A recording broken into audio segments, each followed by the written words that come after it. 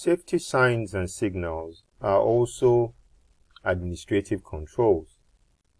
Safety signs and signals are one of the main means of communicating health and safety information. And remember, administrative controls are geared towards aligning how people work in order for them to stay safe. So safety signs and signals come in there to help give instruction, give warning, provide restrictions, or give instructions as per restrictions, and so on and so forth. So safety signs and signals are important, and they come in here as administrative controls. Some jurisdictions have regulations guiding the use of safety signs and signals. An example is the Health and Safety Signs and Signals Regulation 1996 of the UK.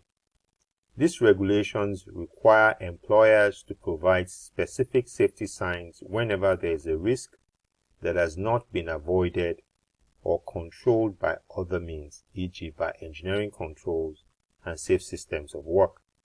According to this regulation, where a safety sign would not help to reduce that risk, or where the risk is not significant, there is no need to provide the safety sign. There are specific requirements for the shape, color, and pattern of safety signs, and this is important.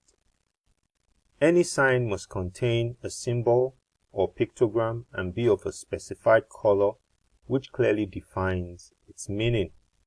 Supplementary text may also be used to aid understanding, but text-only signs are not permitted. Note that these stipulations are according to the regulation earlier mentioned. In your jurisdiction, there may not be any such restrictions or any codes for safety signs, but these signs that will be seen later on are actually global best practices that give an indication of how signs should be, and it could also help you to be able to identify signs and signals when you see them. Where signs are used, employers must ensure signs are maintained. Any defective or faded signs should be replaced. They should also explain unfamiliar signs to employees to ensure they understand the meaning and actions to be taken in connection with them. The regulations apply to all places and activities where people are employed, but exclude signs and labels used in connection with the supply of substances, products, and equipment, or the transport of dangerous goods. As signs and signals are main means of communicating health and safety information, they include generally use of illuminated signs, hand and acoustic signals, for example fire alarms, spoken communication, and the marking of pipework containing dangerous substances. Traditional signboards such as prohibition and warning signs, signs for fire exits, fire action plan, and all of such signs are included under signs and signals. Of course, it's important that signs and signals are easily understood. And in the following slides, we're going to see some of the standard signs and signals based on the regulation earlier cited. This is a prohibition sign, essentially showing that some unauthorized behavior is not permitted in this environment or where the sign is placed. It should have a round shape, a black pictogram on white background, red edging and diagonal line, the red part to be at least 35% of the area of the sign. So it is expected that this is consistently used in this way, and it becomes easy for people to recognize once they see this that this is what this sign is trying to pass across. Then there is the warning sign. The color typically is yellow or amber, and the information this is trying to pass across is be careful, take precaution, examine.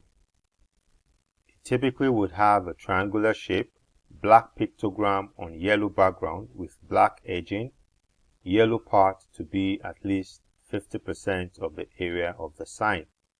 We can see some of the signs we have illustrated here is warning for biohazard, warning for radioactive material, and also general warning.